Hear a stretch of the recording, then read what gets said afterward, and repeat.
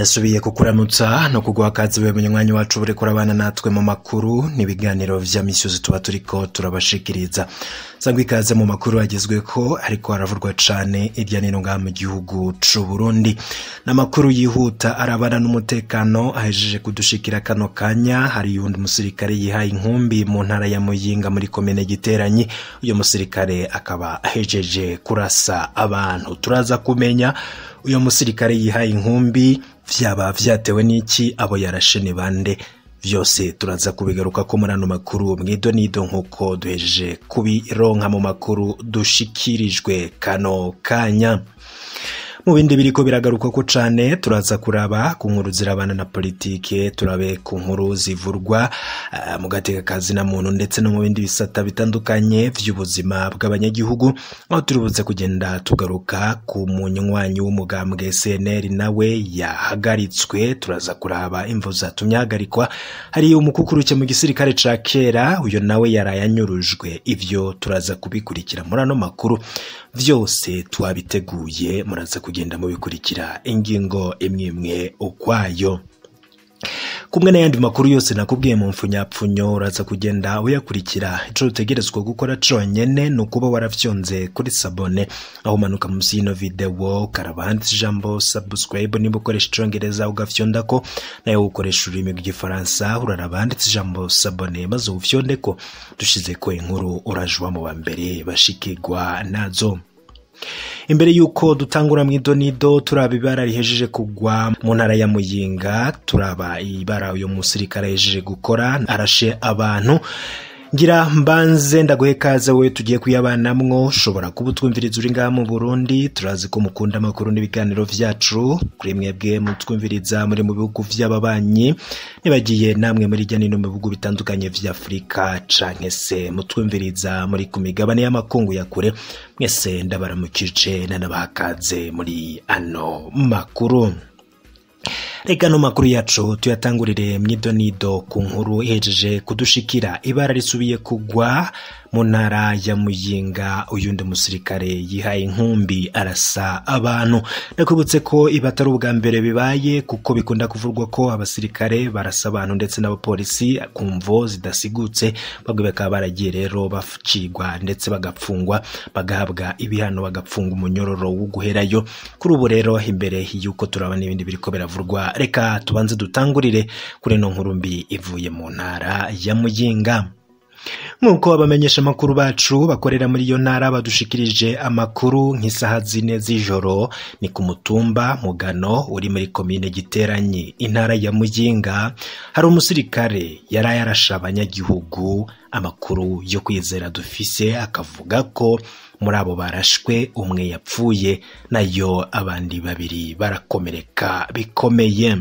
Imvo zatumye uyo musirikare y'inkumba agakora iryo bara ngaruko hari ibitagenze neza aho uyo musirikare yari, gusa haracyariko harakurikiranwa ndetse harondegwa ivyoba vyinyegeje inyuma y'iryo bara uyo musirikare yakoze. Co kimwe rero n'uwo musirikare nyene aracahigwa kugira ahanwe nkuko bishikirizwa na Imana atwara iyo zone, ngo vyoba rero vyaturutse ku kaboregwe nkuko uyo mutegetsi yabitangaje. Neza na neza hari ku kabare kaho bita kwirigara, bariko rero bihereza agacupa, ngo sinzi ivyo bataje guhuriza ko nabo banyagihugu. Babona rero aragiye, bibaza ngo vyarangiye, kumbe agiye kuzana inkoho ngo abarase.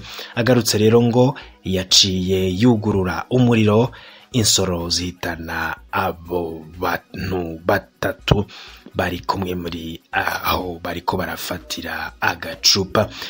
Mu makuru dufise nuko abakomeretse baciye bajanwa kwa muganga ngo barabe ko hari uworokoka muri abo barashwe n'uyo musirikare mu ntara ya Muyinga. Tukaba duhojeje rero imiryango yabuze ndetse nabo bakomeretse. Bandanya gutoza amakuru ibiza gukurikira mu nyuma kugira tuze kubibashikiriza mu makuru yacu ataha. nari nabikubwiye mu mfunyapfunyo tutandukire gato turabe nino nkuru iriko iravurwa. Hari nanone ivyabaye muri Burambi, wahoze mu gisirikare ca kera arafunzwe kuva kuri ubu wa kane. Alex Nimubona atazigwa Nizeye w'imyaka 46 yahagaritswe kuri uno wa kane ku rugo iwe ruri mu mutumba Gitaramuka, ni muri komine Burambi, intara ya Rumonge, ubumanuko bushira uburengero bw'u Burundi.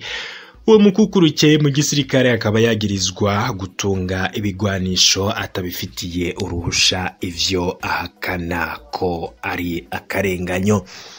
Ku munsi wa gatanu abapolisi barasatse inzu yiwe ariko ntaco batoye kimwagiriza, akaba apfungiwe mu gasho ka komisariya y'igipolisi mu ntara ya Rumonge.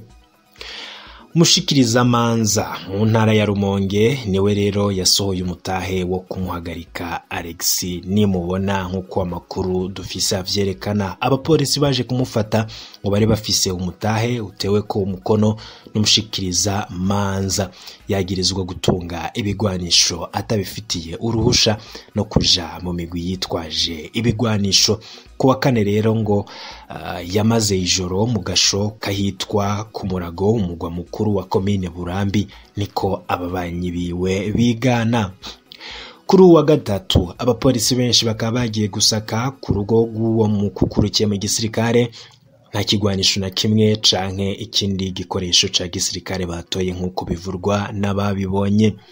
Mu gihe bariko barasaka ngo abapolisi bamuryagagura bakamukubita nk'igikoko co kwicwa, ngo ariko nta catowe iwe, niko abo babanyi bagaragaza n'akababaro.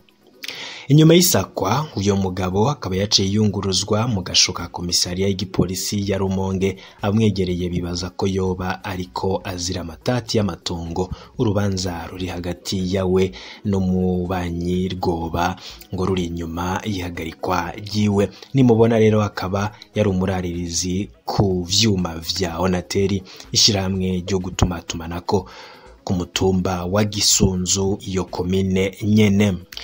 Mu yandi makuru nk'uko nari nabikubwiye, hari vyabereye muri Muhuta. umunywanyi w'umugambwe SNL nawe yarahagaritswe, yitwa Pascal Baranyikwa, akaba yarahagaritswe ku muhingamo wo kuruno wa gatandatu. Ubu rero akapfungiwe mu gasho kigendereza mu ntara ya Rumonge. Icatumye hagarikwa ntikiramenyekana. Umuryango wiwe usaba ko yorekugwa. Uwo yafashwe n'uwo ku mutumba na komine Muhuta, intara ya Rumonge, ubumanuko bushira uburengero. Yatwawe mu modoka yirabura yo mu bwoko bwa kamyonete igihe c'isaha 12 n'igice z'umugoroba. Mu gihe yari mu bikorwa rero vyiwe vya misi yose, nk'abagabo bambaye umwambaro w'igipolisi baraje baramufata bamuterera mu kamyonete. Ubu ntituzi aho ari, niko bagaragaza n'umwiheburo. Rimwe mw'isoko mu gipolisi rikaba bivuga ko uyo mugabo apfunzwe, ngapfungiwe mu gasho kigendereza mu ntara ya Rumonge, niko iryo soko ryemeza. Iryo soko niritomora neza ico uyo muntu yahagarikiwe, abamwegereye bagasaba yuko yorekugwa. Ayo rero namwe mu makuru yavurwaga cane, yagarukwaga ko irya nino, ariko tukaba tukiriko turarondera n'ayandi makuru avurwa irya nino. Mu makuru yacu ataha tukaza kugaruka ku yandi makuru abagezwe ko avurwa irya nino. Wipfuza kuraje ubana natwe mu makuru n'ibiganiro ngene nk'ibi tuba turiko turabashikiriza, utegerezwa gufyonda kuri sabone kugira dushize ko inkuru icigushikira mu bambere. N'amakuru dutoretswa no mu rwabamenyesha makuru bakorera irya nino, ayo makuru bakayatoza neza, bakaturungikira najewe nkatunganya nkayagushikiriza ingingo imwe ukwayo. Ndakengurutse rero kuri mwese mubana natwe muri ano makuru, ku banywanyi bacu muri ko muratwumviriza muri irya nino. Turazi ko mukunda amakuru n'ibiganiro vyacu. Mu makuru yacu ataha baraza kugenda mukurikirana ibindi babiriko biravurwa irya nino. Ibihe vyiza nivyo ndabipfurije, mukanya n'andi makuru araba agezweko.